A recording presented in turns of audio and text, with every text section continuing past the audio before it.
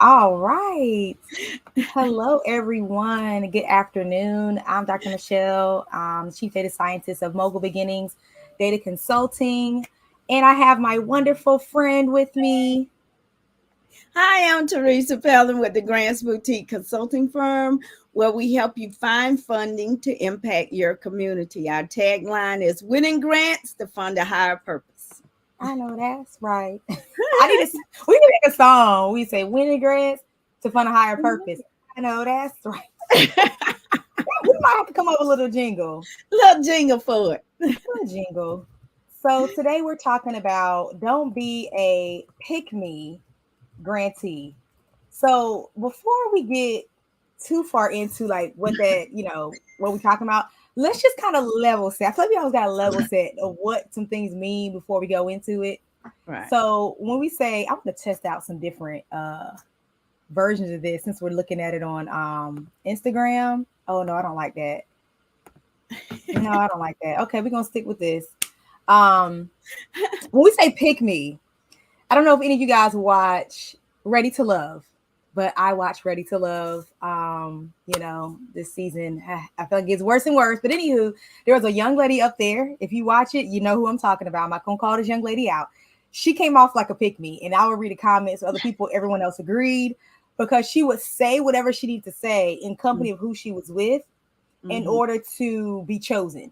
So if this person says they like going fishing, oh yeah, I love to go fishing. I go fishing with my dad, If this other person said, I can't stand fish, you're like, yeah, it is a little smelly. Like I don't really like to have to take a shower after I go do outings every single time.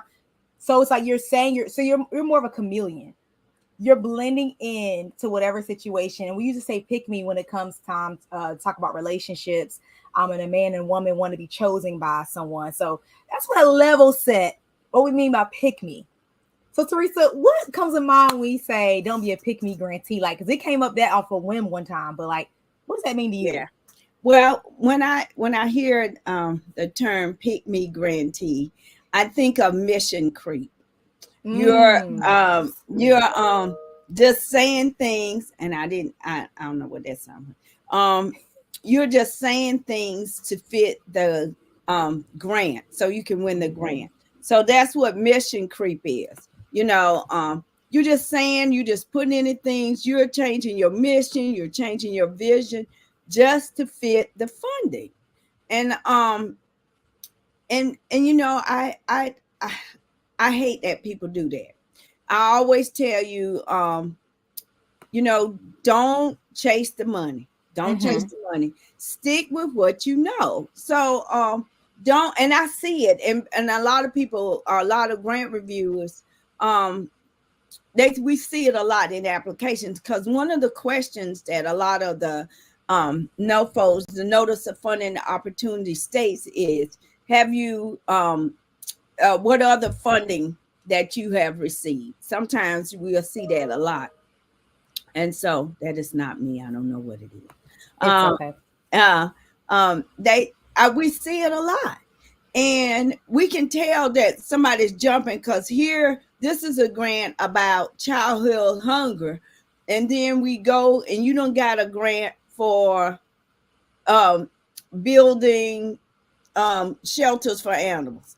Then you got another grant. I mean, and those are two extreme examples, but you're all over the place. So that's why we say don't be a pick me grantee. You're just all over the place. You're just following the money. Whatever that NOFO says, that's what you're going to do to get the funding. But we need you to be true to your mission and your vision. Okay. And one of the best tools to tackle mission creep, and that's what it's called, when you're changing your mission to support the funding, or just moving everywhere. You're just all over the place. So one of the best tools to tackle that is having a strategic plan.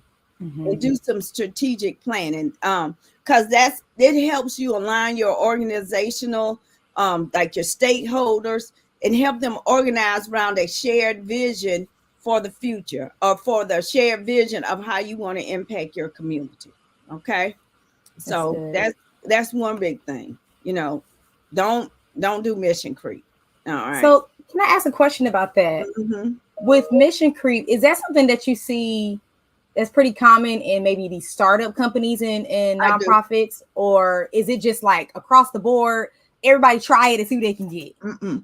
Most of the time, is I usually see that a lot in startups and first time grant recipients. They Gotcha. do that. They and especially if you got one grant and then you say, oh, we kind of sort of do what this grant says. So we're going to go after that. We're going to change and revise our mission and vision so we can go after this money as well. Don't kind of sort of do it. Know if you're going to do it for real. That's Just good. stay true. Stay true to what you do. And another way to stop mission creep and not be a pick me grantee is assessing your organization's internal strengths and weaknesses. You know, you are assessing your effectiveness of different projects, and I understand that a lot of nonprofits and for profits, they do have different projects that they do, but all of them, all your projects, all your program should be in alignment with your mission and your vision. Stay true. Yeah, that's good. Yeah. They have. I'm. I'm a little older, so they have this. I don't know what this is. It says say less. When it says say less, Ah, I didn't even know what that means. They were saying that. They say less.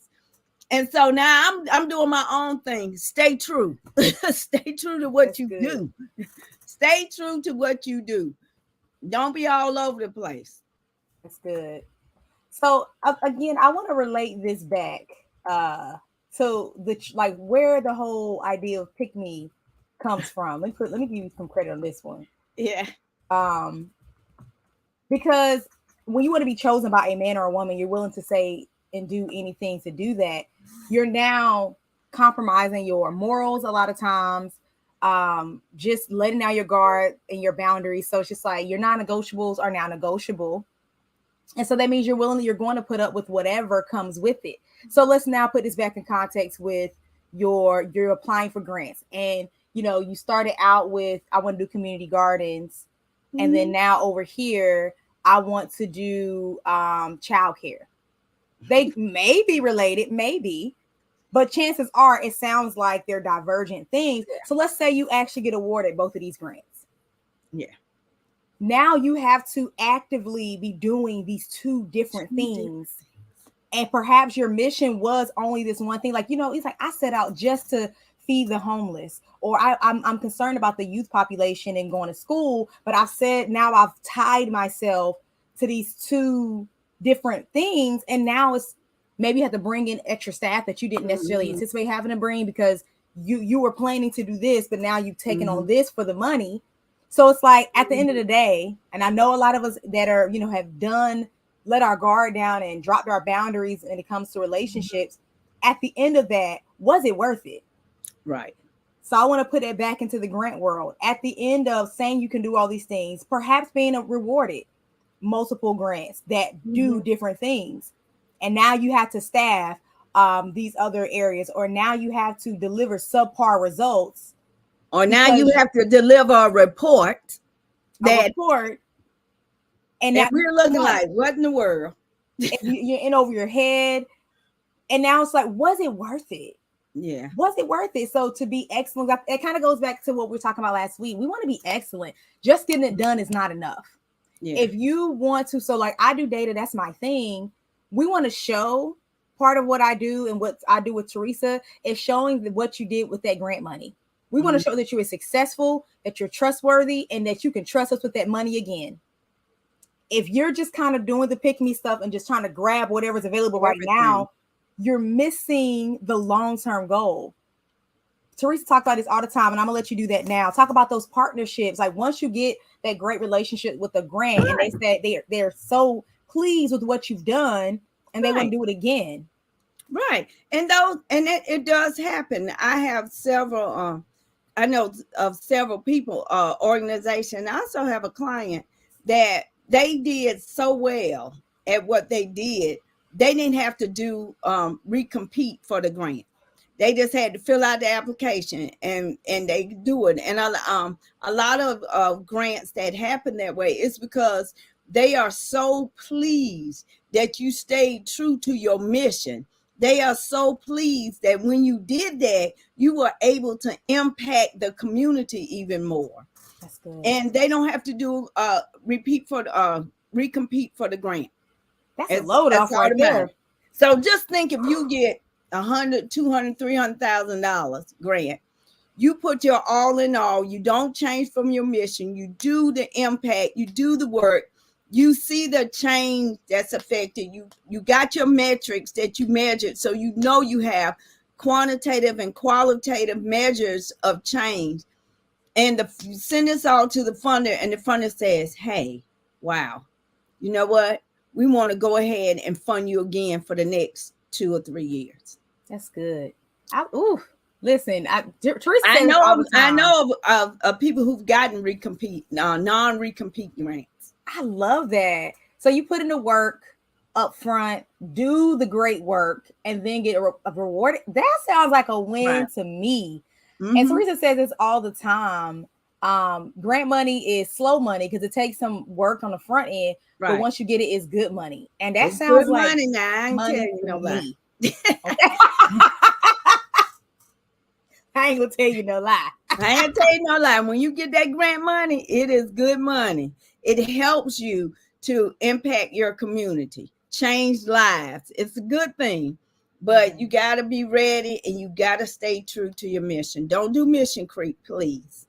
That's good.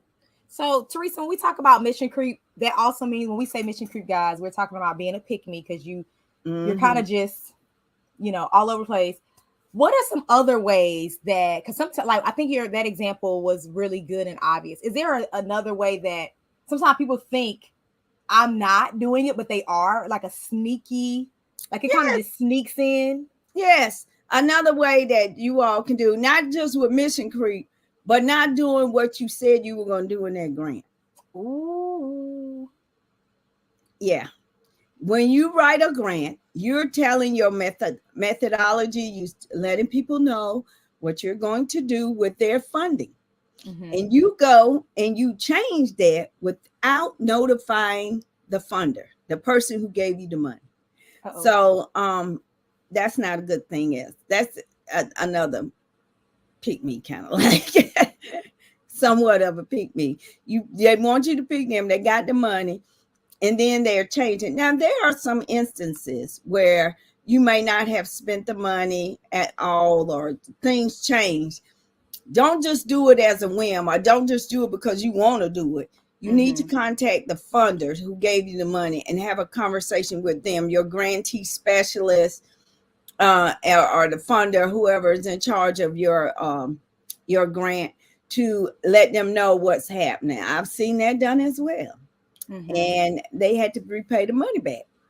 What? They didn't do what they were supposed to do with the funding. Even though they had, they didn't really do a bad thing, but they kind of misspent. Is that a word? What is it? Yes, misappropriated. Misappropriate. Thank you. Having a senior moment. Misappropriation of funds. And they had to pay some money back. So let's not do that. Don't be a pick-me. Stay true to your mission and do what you say you're going to do in the grant application. Don't do that. Good. And even if things happen, and grantees and funders know that things happen, but you need to communicate with them and let them know what's happening. Just don't do it and move on and go about your day. Mm-hmm. And then they do that audit and found that you had misappropriated some funds. And honestly, somebody's gonna be really sad. They're gonna lose their job, let alone they're gonna have to pay that money back. So let's not. That's real, because you gotta do what you gotta do to get that money, especially if it's all spent. Let's not do that. Okay. Ooh, now you put yourself in a worse situation than you started. You've been better off just not getting the grant at all. Oh, yeah. Wild. Okay, because I want to relate that back when we talk about being a pick-me, because it sounds like what you just said is choosing to ask for forgiveness as opposed to for permission. And I think a lot of us like live our life like that, like as if people is going to go along with it. They're going to say, oh, Yeah. okay. They're like, no, people cannot be okay with it. And when you have signed a contract, an agreement, whether it's like verbal between people or written between entities, like you need to honor that. Anything outside of that is now your integrity is being questioned. Because let's think about this. If a man or woman said something like, hey, I thought it was okay to just take your car to this girl house real quick or to this guy house real quick. We just friends.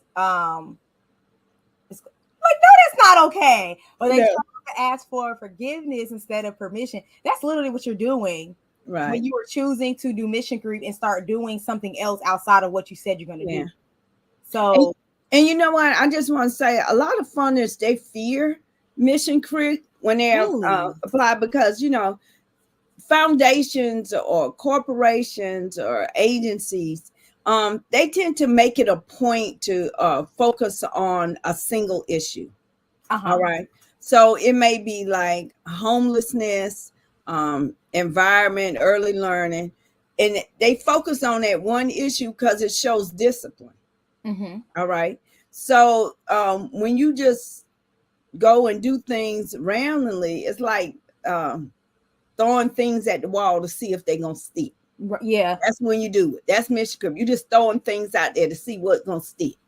Mm-hmm. Yeah, Mm-hmm. so every foundation or corporation, every fund they have priorities. All right. So we make sure that what we do align with their priority. And it's okay if your organization does not align with that priority. That is not Yeah. the only grant or the funder out there. There are Good. other funds that you can go to. So don't get discouraged, and I think that's what a lot of people do too. They see it, Mm-hmm. they don't exactly fit the priority, but they're gonna make it fit Yeah. because I think they Woo. feel like this is the only one, this is the one I need right now. I've Mm. already told you all, grants are not, if you're in dire need of funding, grants is not it. It's not it, because grants is slow money. It's good money, but it's slow. It's a process.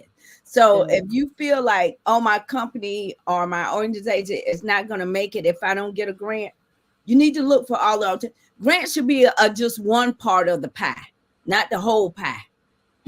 You should be That's having other good. things going on to get money into your organization, not just grants. Okay, but That's good. You grants is said a the lot, piece of the Teresa. pie when you get it. That's But good. You it's said a lot, girl. Dang. I should have wrote it down. What you said. But cause I mean, it was just good. Just thinking about Mhm. being trustworthy. So like you said, I can understand why an organization or a funder is a little leery if you're doing all these different things, because it's like, well, if Mhm. I give you money, are you really going to stay true to what we want to do? Because I think a lot of times we do forget that the funders, whoever's giving us the money, isn't doing it only just for goodwill. Right. It's out of their mission too. Like these are things that said they want to touch or impact. And so you by proxy are doing it for them. And so when you start, doing too much and Mhm. trying to do this and that, it's now interfering with their mission. Like we said, we're going to spend much money impact Right. this mission or this community, and you Mhm. taking it upon yourself to make us not stand true to our word. So I think that's Right. a really good reminder that it's not just them being nice. Yeah. Yeah. It is, and you just gotta. I just know that. Don't change your mission. Don't chase the Mm-hmm. money. Every time I see it, every time when people start changing what they do just for the money, it don't end right. It don't end Yeah. good. And it sounds like scarcity. Like you said, I'm doing this because as Mhm. if there won't be another one. The same Yeah. way we settle for a man or a woman as if there won't be another one. Like we really have Yeah. to come out of that scarcity, because that's when we start being a pick me. That's when we start trying to just who gonna choose, because we come off desperate. That's really Yeah. what it is. It looks Yeah. desperate when you're trying to say whatever to get somebody to choose you, to pick your application. It looks desperate, y'all. There is a lot of money out there. There was trillions. We gotta find that graphic again. There was trillions of dollars of grant money from the federal level as well as foundational and private money. There's so much money out there, and a lot of these organizations don't even give it all away. So you don't have to make yourself fit in this box that you were not meant to fit in. Right. Let me put this up here because I be forget we need to talk about this. Yeah. Where are my little banners? Where are my banners? Oh, to get the checklist. So grab your. I keep forgetting about it too. You all be going in, be talking. To grab your free checklist, I'm getting a little thing now at grantsuccessunlock.com. And this will help you. This checklist will help you get grant ready, get all your documents, get things, and it will help you to stay kind of true to your mission. Don't deviate, because even on the grant funding checklist, the grant readiness checklist, it tells you to write down your history. And, when you were started, a little bit about your organization, kind of like what you do. So it kind of puts it in your face. This is what you do. This is what you said you were going to do. Yeah. And keep it in the line. Because it's easy. It's so easy to see that money and say, oh, yeah, I'm going to get that money. We kind of sort of do what they do, or we can make it fit, to mold it, to shape it to fit. Stay true. That's good. Don't be a pick me. Don't be a pick me, because pick me equals desperation. I'm writing that right now. Pick me equals desperation. Yeah, don't be a pick me. Yeah. Don't be desperate. Just stay true. There are grants out there. You just got to find the right grant. I always tell you all, if you got a library card, go to Foundation Directory online. It's got like over 150,000 foundations. Out of that, I'm sure there's somebody in there that will give you a grant. Yeah. Come on. Yeah. That's good. Don't be a pick me. That is so funny. This was such a good dialogue. I think it all boils down to having a scarcity mindset. And so if you have not dealt with having a scarcity mindset, that means that's more of a poverty mindset, that there's there's not enough, I gotta do this, I gotta hustle and grind, as if abundance can't come to you, as if money can't come to you effortlessly. If you're kind of stuck in that scarcity mindset, then we got to deal with that, because it's going to show up in every area of your life, whether it's in relationships, whether it's in how you work for money, whether it's in how you lead your organization and earn money that way. I promise you, y'all, if you don't deal with that poverty mindset, that desperation, that scarcity mindset, it's going to kick your butt every single time. And you're going to wake up like, why did I do that? Wasn't worth it. That wasn't the best decision. Because when we're operating out of scarcity and out of desperation, we're not really making the best decisions. If you really think back, when you make decisions out of desperation and out of just like scarcity, as if like, oh, there's no one else, that there's not another opportunity, you end up getting a job that you hated. You end up dating someone that you shouldn't have. You ended up moving somewhere where you shouldn't have. Like, oh, everybody's is popping in Atlanta. That's where it is, as if you can't be blessing your own city. Yeah. So that's all I'm gonna say. Teresa, you got anything else for the people? No, just stay true to what you do. Don't change. Don't do mission creep. Don't be a pick me. I'm learning so much from, like I say, the young folks. Don't do that. Stay true to what you do. Just stay true, and you can help people in your community. You can provide an impact. Just stay true. That's good. I second that emotion. And I just encourage you guys. I just encourage you guys to grab that free checklist, y'all. Grab the checklist. It's free. I mean, what do you have to lose? Free and if you and if you need more hands-on help, like, hey, I already know I need more than just little. I'm gonna say little on this one time. This little checklist, then you can email us at admin@grantsuccessunlock.com. If you need more hands-on help, like, hey, I have a grant in mind that I want to apply for, but I need help writing it. Or Right. can you send me grants that are a good fit for me, so that way I'm not out here just chasing anything?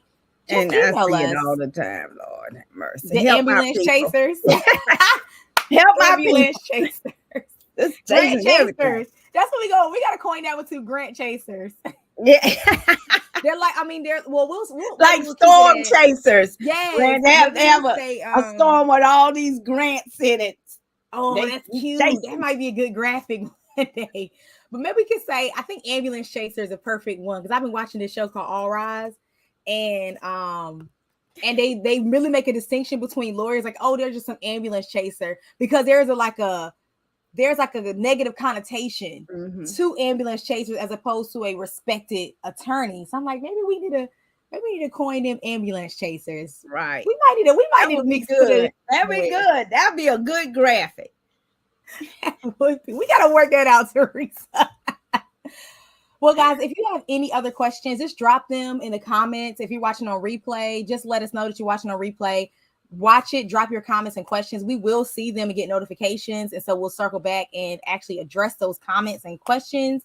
We're so happy that you guys tuned in. Again, you can reach out to us at admin@grantsuccessunlock.com if you need more hands-on help with acquiring grants and allowing grant funding to be a part of your revenue strategy. But just if otherwise, just make sure you grab that checklist at grantsuccessunlock.com/checklist right now. Do it before you forget.